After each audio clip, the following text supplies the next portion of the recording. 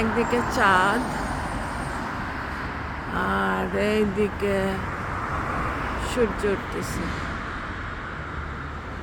ওই যে দূরে দেখায়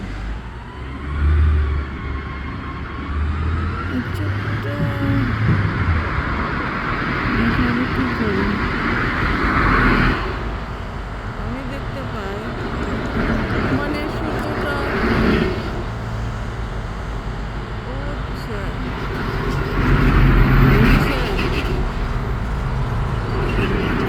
দেখলে একদিকে চাঁদ দেখা যায় আরেকদিকে সূর্য। আমার লেফটে চাঁদ আর রাইটে সূর্য উঠছে। নাস্তিকরা বিশ্বাস করে